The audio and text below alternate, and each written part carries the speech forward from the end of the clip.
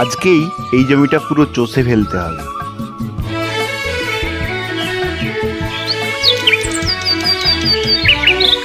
জমিটা তো পুরো চষা হয়ে গেল, এবার যাই হারান কাকার কাছে, কাজের পয়সা নিতে হবে।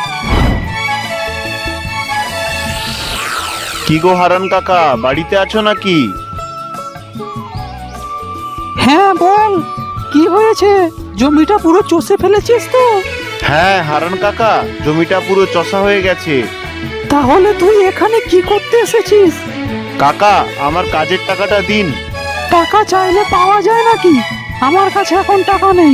এক্ষুনি দুধওয়ালা এসেছিল, তাকে টাকা দিয়ে দিয়েছি। আমাকে একটু সময় দে, তুই কালকে এসে আমার কাছ থেকে টাকাটা নিয়ে যাবি, কেমন? ভুলে যাস না যেন। কি গো বউ, ভাত দেবে না নাকি? ঘরে চাল থাকলে তো রান্না করব। যেই দুমুঠো চাল ছিল সেটা তো কালকে শেষ হয়ে গেছে। আমি তো হারান কাকার পুরো জমিটা চষেই দিলাম, তবুও হারান কাকা 1 টাকাও দিল না। এবার কি করা যায়? আচ্ছা, একটা কাজ করলে হয়তো জমিদার বাবুর কাছে কিছু টাকা ধার নিয়ে বাড়ির সামনে জমিটায় চাষ করতে পারো তো। তা তুমি মন্দ বলনি, কিন্তু ধার নিতে গেলে কিছু তো বন্ধক দিতে হবে, আর আমাদের যা অবস্থা, কি আর রাখবো। তুমি আমার এই বালাটা জমিদার বাবুর কাছে রেখে ধার নিয়ে এসো। না বউ, তোমাকে আমি কিছু কিনে দিতে পারিনি। বিয়ের সময় যে বালাটা পেয়েছিলে তাও তুমি দিয়ে দেবে?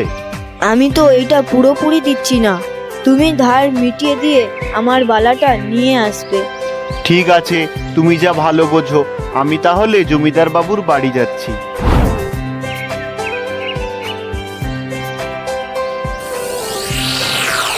বলছি জমিদার বাবু, আমার কিছু টাকা লাগবে।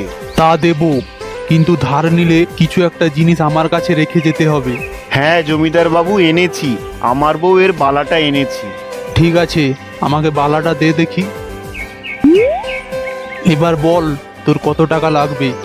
আমার 5,000 টাকা লাগবে। ঠিক আছে, এই নে 5,000 টাকা। যাওয়ার পথে বীজটা কিনে নেব।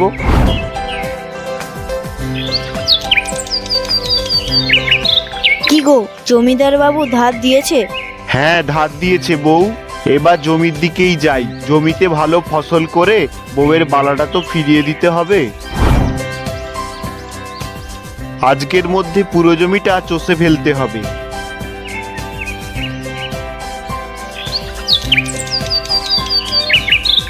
বাহ, পুরো জমিটা চষা হয়ে গেল। এবার কালকে বীজটা ছড়িয়ে দেব। এবার বাড়ি যাই।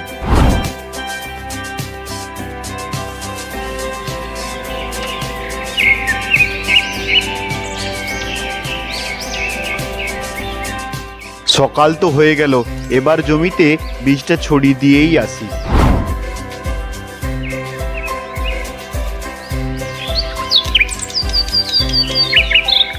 জমিতে তো বীজ ছড়ানোই হয়ে গেল, এবার শুধু সময়ের অপেক্ষা।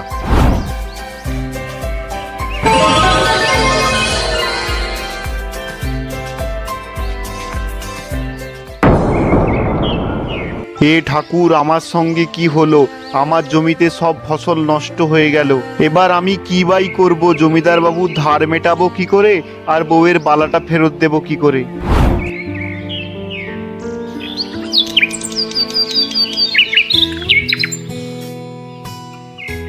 এই রামু, তুই বাইরে বাড়ি আয়, না হলে তোকে আমি বাড়ি থেকে বার করে দেব। কি তুমি প্রত্যেকদিন আসছো? যখন আমার কাছে টাকা আসবে আমি গিয়ে দিয়ে আসবো, বলছি তো। এটাই তোর কাছে শেষ সুযোগ। যদি 7 দিনের মধ্যে জমিদারের টাকা না শোধ করতে পারিস, তাহলে জমিদার কি করবে সেটা তো তুই ভালোভাবেই জানিস। যাও যাও যাও, আমার কাছে টাকা নেই, আমি নিজে গিয়ে টাকাটা দিয়ে আসবো বললাম তো আপনাকে। যাও।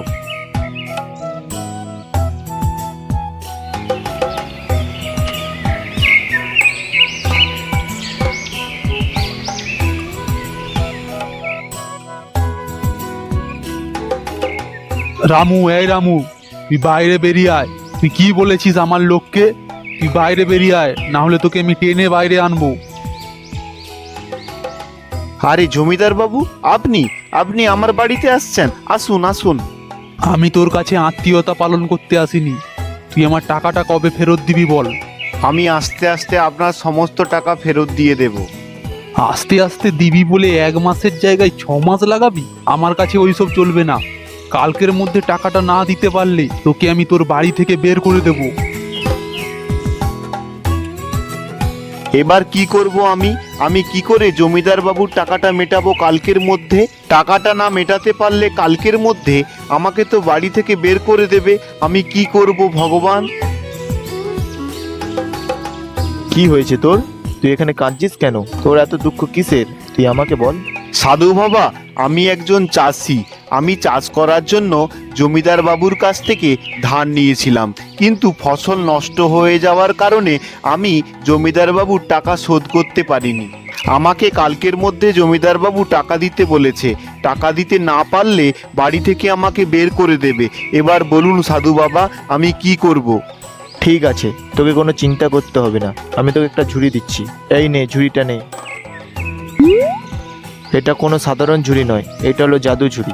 এইটার কাছে তুই যা চাইবি তাই পাবি, কিন্তু একটা কথা মনে রাখবি, তুই ছাড়া যদি অন্য কেউ চায় সে অন্ধ হয়ে যাবে। ঠিক আছে সাধু বাবা, আপনাকে কোটি কোটি প্রণাম। আপনার এই ঋণ আমি কোনোদিনও ভুলতে পারবো না।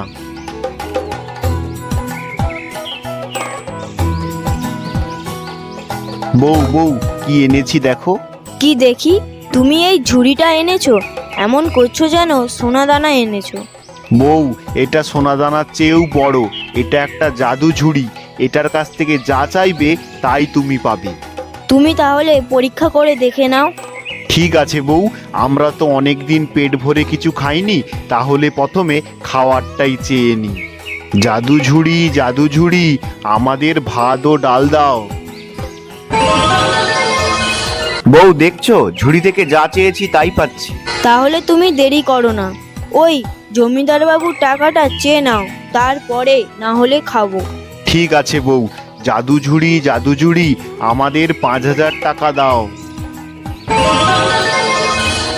বউ, জমিদার বাবুর ধারের টাকা তো পেয়ে গেলাম। কালকেই জমিদার বাবুকে টাকাটা শোধ করে আসবো, আর তোমার বালাটা ফেরত আনবো।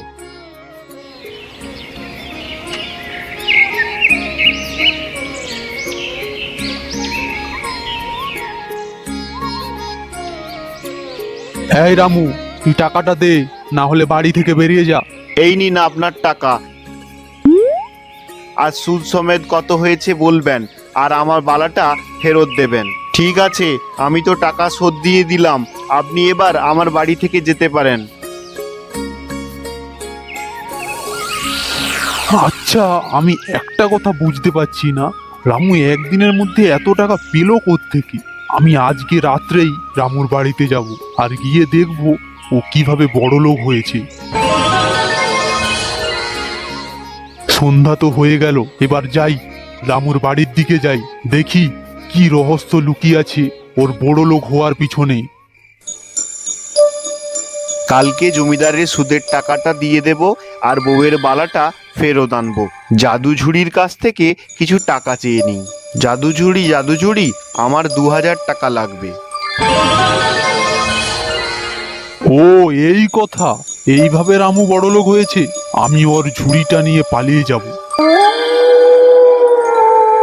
যাই, এবার রামুর ঝুড়িটা নিয়ে পালিয়ে যাই।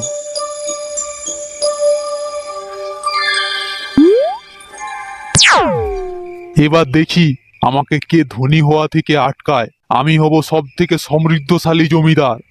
জাদু ঝুড়ি, আমাকে হীরা দাও।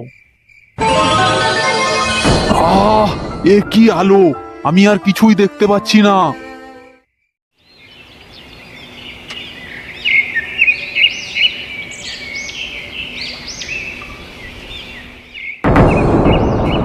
কি হলো আমার ঝুড়িটা? কোথায় গেল? ঝুড়িটা কি কেউ চুরি করে নিল? চুরি করে কি বা করবে? আমি ছাড়া কেউ যদি কিছু চায় সে তো অন্ধ হয়ে যাবে।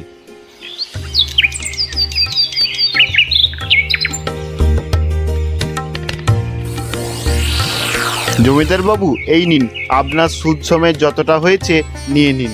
রামু, আমি তোর ঝুড়িটা চুরি করে খুব বড় ভুল করে ফেলেছি। তোর ঝুড়ি ও বালাটা নিয়ে চলে যা। আমি তো জানতাম এই কাজ আপনার। এই কাজ আপনি ছাড়া তো কেউ করতেই পারবে না। যেমন কর্ম তেমনই ফল। আপনাকে তো এর ফল পেতেই হবে।